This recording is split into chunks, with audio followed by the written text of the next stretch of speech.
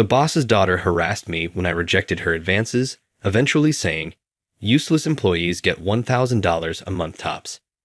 The manager told me not to take my decision to quit and join a competitor seriously after I sent in my resignation.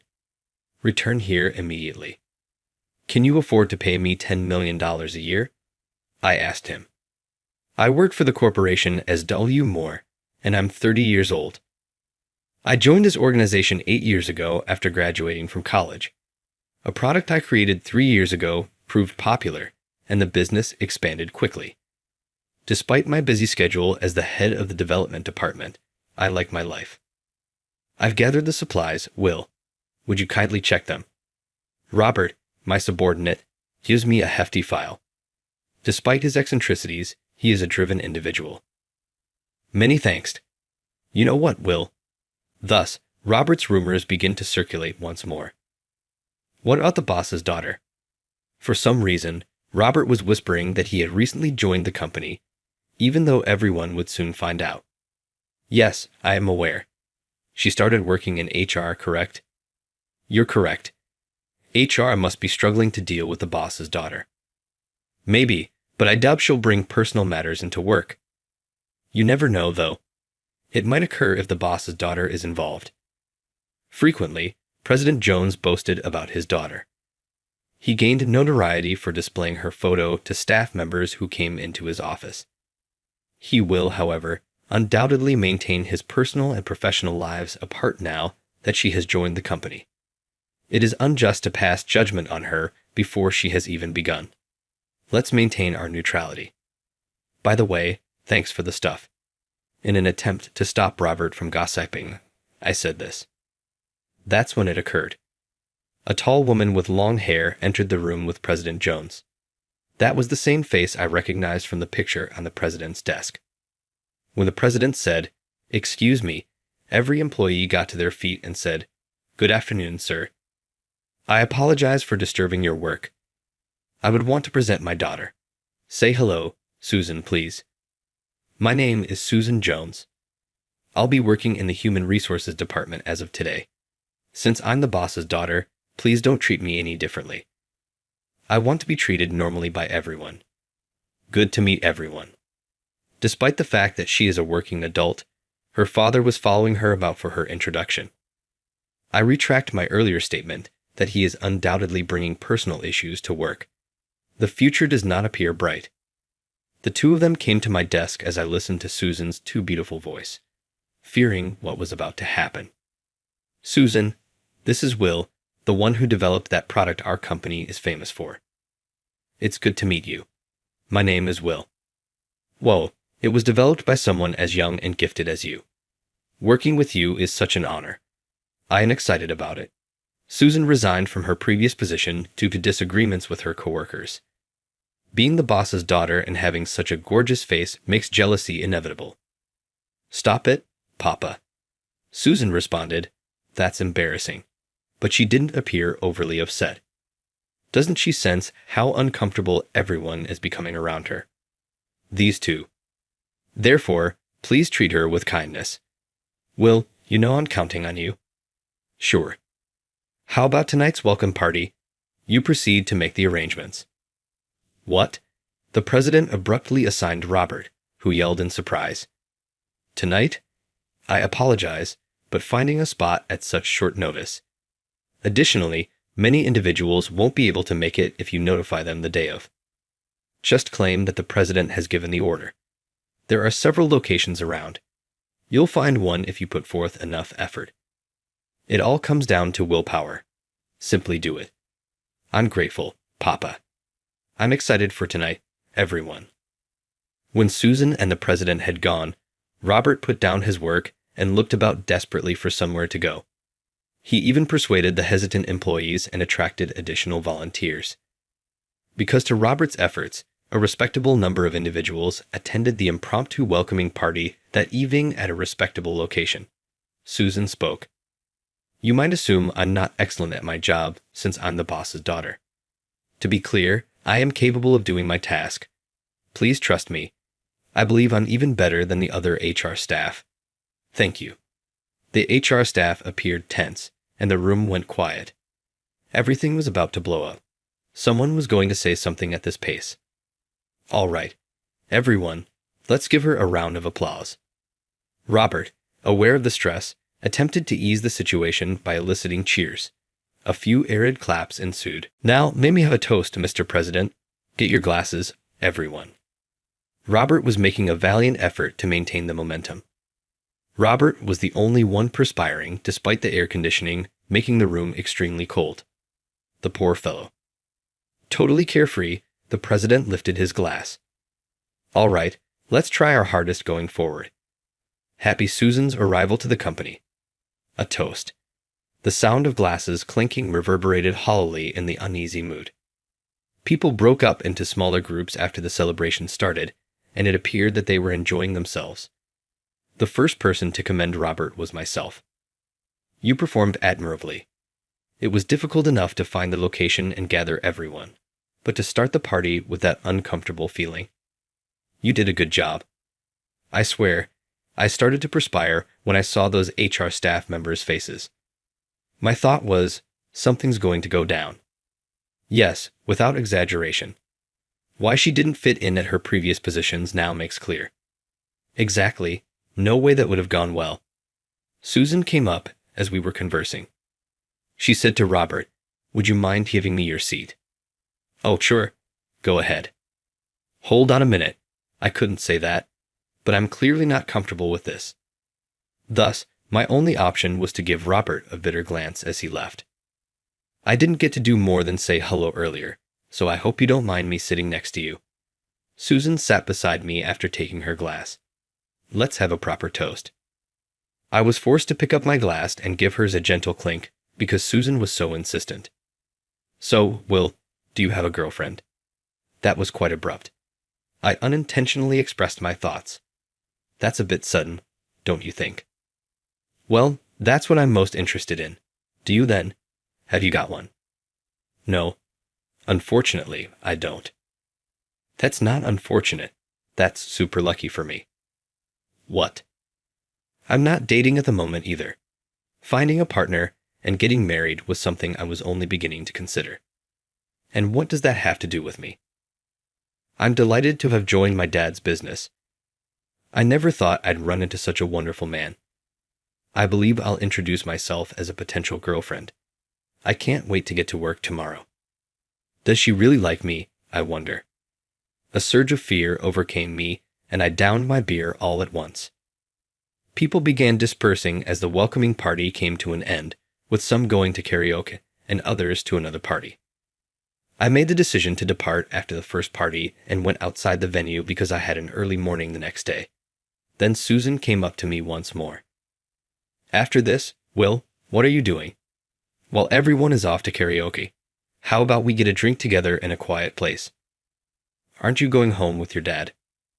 Papa was sent home early by me. Now is the moment for the youth. Let's go, please. I looked around desperately for a reason to refuse her. In fact, tomorrow morning I have an early meeting with a client. I can't be late because they insisted on that hour. I'm leaving for home to get ready. Susan didn't seem to question me, even though it was a desperate falsehood. As anticipated, Will is constantly occupied.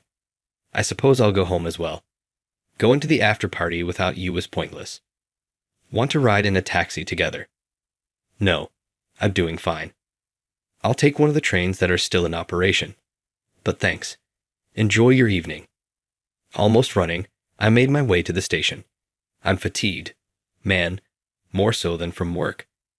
When I boarded the train and took a seat, I suddenly felt exhausted. I nearly missed my stop, so I must have fallen asleep. In a panic, I leaped from the train just in time. Susan came over as soon as I got to work the following day. Good morning, Will. Good morning.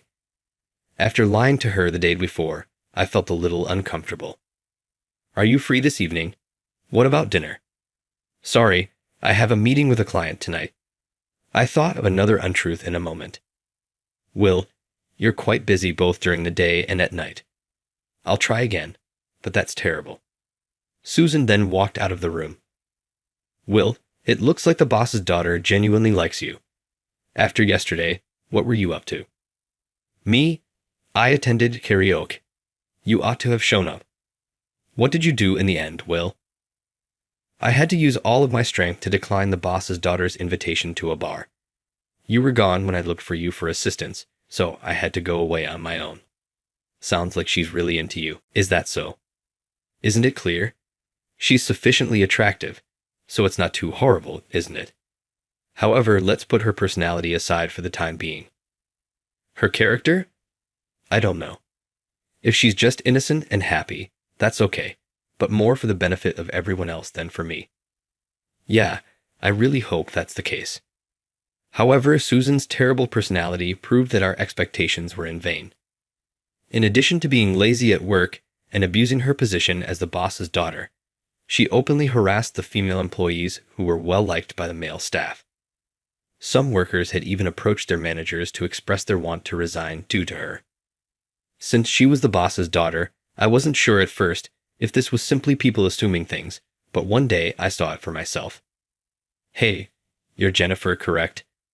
Why are you wasting your time flirting with the guys when you're so ineffective at your job? You ought to be working if you have the time for that. You don't get paid for flirting with men. My dad compensates you for your work. You're a nuisance, so quit if you're not going to perform your duties. I could tell it was Susan because of the setting. I couldn't tell who it was because the other person wasn't speaking. Why are you wearing such gaudy attire? Why have you come here at all? They don't fit you at all, so it doesn't really matter. Did you even glance in the mirror? She was ignoring her own actions while shouting some quite harsh things. Shall I intervene and assist? The door to the locker room swung open as I was thinking that, and Jennifer hurried out. We looked at each other for a moment. She had tears in her eyes, and they were crimson. After a brief moment of astonishment, she greeted me and sprinted away. Susan appeared as though nothing had happened a few seconds later, grinned at me, and remarked, "Well done today. Isn't the weather lovely?" Then she turned to leave. It dawned on me then that all the things people were saying about Susan were accurate. However, Susan had no regard for her reputation. I questioned whether she would make another attempt to ask me out today. She has been requesting to go out to eat or hang out on the weekends almost daily lately, but I have consistently turned her down. I sincerely hope she realizes how annoying it is. Susan returned as the conclusion of the workday drew near. You must accompany me out. I'll be really disappointed if you reject me once more. I let out a soft sigh to myself. This will continue indefinitely if I don't politely decline her. She is the boss's daughter, so I had been hesitant, but I made the decision to confront her. I apologize, Susan. I'm having a great time at work right now, and I'm not interested in dating anyone. I can't see you by yourself outside of work because I don't think I'll be with you when the time comes. I'm sorry. After truly apologizing, I turned to face Susan. She was shaking and her face was flushed with fury. I understand. I guess you're not as good as the other people in this firm as I believed. In any case, I no longer give a damn. She murmured this while still shaking, then turned abruptly and left. It was obvious that Robert, who had been observing from a distance, had heard us. I believe you went too far, Will. She was furious. This could be harmful. It's better to be clear than to leave things half-hearted, right? Dude, I have no idea. Don't hold me responsible for whatever occurs next. Avoid saying such ominous things. Nothing will occur, will it? However, Robert was correct to be concerned. Susan began to bother me the following day. Will, are you here? Yes. This invoice isn't going to be approved. Why not? Why? Since I stated so. Is that even a valid reason? She asked something along these lines one day. Will, did you do something to Jennifer from HR? She says she wants to stop, and I've seen you make her cry in the past. Well, wasn't that you? I nearly spoke, but I restrained myself. Arguments are pointless. She is free to continue the harassment as retaliation or to disseminate falsehoods. I will continue to perform my duties. However, I eventually hit my breaking point one day. Do you really think this kind of high expense will get approved? New initiatives on one of our primary goods require it. kindly give it your approval. Don't become arrogant because you created a single thing. Without that thing, this business can function perfectly. That's why these expenses are necessary, to make it even better. Oh please, you're most likely just going out partying with that money while using product development as an excuse. It sounds like the behavior of an inept worker. We don't need someone like you around anymore, in my opinion. I'll retain you, albeit at a reduced salary. Is that your opinion? My dad's opinion is my opinion.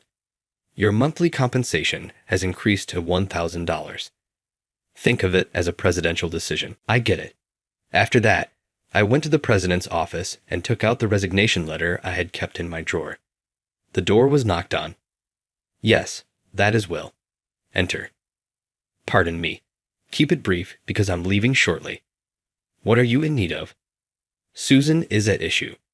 She has been bugging me for some time, but today she wouldn't authorize the product development costs. Furthermore, she referred to me as an inept worker and stated that I would receive $1,000 per month. The president yawned loudly as I was speaking. Is that all? It's gibberish, so don't take it seriously. It's not absurd. This occurs nearly daily. It has an impact on my job. Can you stop it? Stop it? You want me to fire my daughter as president? No, I'm requesting that you put an end to her abuse of me. She is harassing several staff, so it's not just me. Since she was a little child, Susan has been free-spirited. Her charm lies in that. Deal with it. Don't take it personally. This is pointless. He isn't even listening. I was expecting a serious statement from you. Susan isn't wholly incorrect, but the thing you created is fantastic. After saying those things to me, the president walked out of the room. I put my resignation letter on the desk after observing him leave. Susan's picture remained prominently placed on his desk as usual. I have to stop putting up with this. In actuality, I had been the target of a competitor company's recruitment efforts for the previous 6 months. The offer, which was a $10 million yearly pay, was much better than my existing circumstances. I was tempted by the offer, but I was hesitant because I thought I would be betraying my coworkers with whom I had grown the business. However, I made up my mind today. I had left the company that was owned and operated by that father and daughter. Will, calm down. I am calm. Please don't quit. Sorry, but I've reached my limit. Robert and a few other supervisors, coworkers, and subordinates attempted to stop me as I was leaving the office, but I was adamant. I went to visit the competing company that had been hiring me the following day. My phone rang at that very moment. President appeared on the screen. He must have panicked when he saw my letter of resignation on his desk this morning. I considered ending the call right away, but I decided it would be immature, so I responded. Hello. Will, what is this? Are you talking about what was on your desk? Yes. What is this? It was clear even though he was asking. As you can see, it's my resignation letter. I am aware of that. Why are you leaving? I believe I explained it to you yesterday. I heard Susan said some things, but I told you not to take it seriously, didn't I? It makes no difference if it was the truth or a falsehood. I'm leaving this company because I'm simply tired of it. You are aware of the consequences leaving will have on the business, aren't you? Product improvements will stall, we'll lose the majority of our revenue, and it will be difficult to develop new goods. Quit babbling and return immediately. The president was frantically attempting to stop me, but his words were all over the place. It's you who's spouting gibberish. After all of this, what are you saying now? I'm not returning. If you go to that other company, they'll just use you. I'm going there to make sure they don't use me. They'll entice you with charming words, make promises, and then abandon you. In the end, you will be used cheaply. The president was not going to back down. They're offering me $10 million a year. $10 million. On the other end of the line, I could feel him getting cold. You're correct. The offer is $10 million every year with a yearly guarantee. What say you? Are you able to match that? I'd like to remain if you can. The president remained quiet for some time. I have to leave. I'm going to the other business. I'm grateful for everything. Hold on. I'll pay the $10 million. All right. We'll see it through. Simply return. From now on, each year. That's going to be tough, isn't it? Yes, each year. I swear, every year. I would be sure to obtain it in writing, even though his reaction lacked confidence. I get it. You'll return then? Fantastic. Then return here right away. I hastily added a second criterion. He was gravely incorrect if he believed that money was the sole problem. No, there's one more condition I need you to agree to. Don't you think $10 million is enough? Are you really asking for more now? There was a noticeable hint of fury in the president's voice. Yes, I won't return if you disagree. You're quite brave. All right. What is it? Let it out. I want your daughter, Susan, to be placed under my supervision. Susan, beneath you. As my immediate subordinate, yes, and that's irreversible. I'll always be superior to her. Susan will continue to be my subordinate as long as she works for this company. Exactly. And regardless of anything you say to stop me, I'll depart permanently this time if she doesn't comply with my instructions. The president went silent once more. Let's not expect me to come back if that's excessive. I'll be heading out. Hold on. Wait, please. I really should discuss this with Susan first. Is that required? The president is you. All you have to do is deliver the command. I'm sorry if you can't do that. All right. I'll follow your instructions. You will report to Susan. I'll see to it that she hears you. Everything was grudgingly approved by the president, so I went back to my previous role.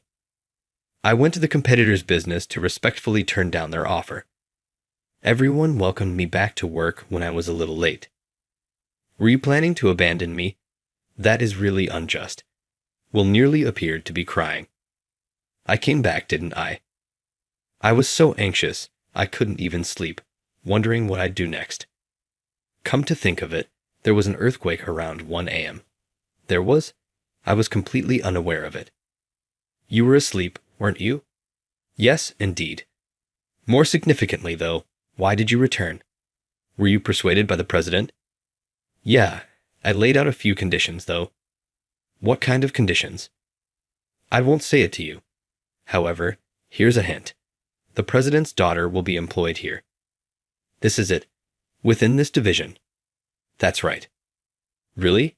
Absolutely not. Working with someone like her is not something I want to do. Why did you impose that requirement? Don't be concerned. Since I will be in charge of her, I won't let her do as she pleases. I understand. You made that requirement for that reason. I'm still a little anxious, though. Susan then began working as my subordinate on that day. Send this out in the company email. What? Why don't you do it on your own? What was that? Susan abruptly changed her tone when I gave her a stern look. Oh, nothing. I'll see to that. It appears like she had a proper conversation with the president. By the end of the day, gather these materials. Have Robert look them over when you're finished. I don't believe I need someone to proofread my work. I'm capable of doing it flawlessly, most likely much better than Robert. A close man named Robert rolled his eyes. I'm the one giving you the instructions here. Robert gave me an exaggerated nod of agreement when I stated that. Understood, said Susan grudgingly. I didn't hesitate to give Susan assignments. With all the work, she was most likely, no, she was definitely, quite busy. Susan gradually began to calm down because she had no time to harass others. The working mood was gradually calming down. Jennifer, who sobbed as she left the locker room that day, remained employed at HR. We occasionally talk, and I'm happy to see that she's smiling again. Our year-end celebration is today. I haven't had drinks with everyone in a long time. Will, thank you so much for what you did. Really, it's nothing. I simply think that things are happier in the office now. That's not because of me, is it? Is that correct? I've heard a rumor regarding the requirements you imposed for returning.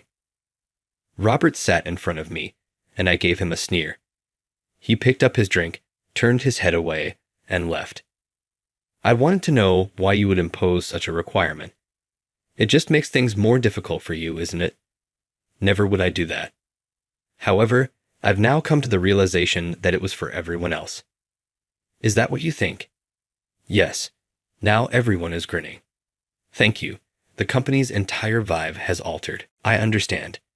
I'm happy if that's the case. I suppose I will forgive Robert for his chattering. The business remains successful, most likely as a result of the improved lighting and ease of task completion. My subordinates were busier than ever when I was appointed to section manager. Isn't this due today? And tomorrow is the day for that one. I've already completed the tasks you assigned yesterday. Although Susan appeared to be busier than everyone, everything was done for the prosperity and peace of the business. She would need to continue working hard, and to be honest, her attitude had improved significantly since joining.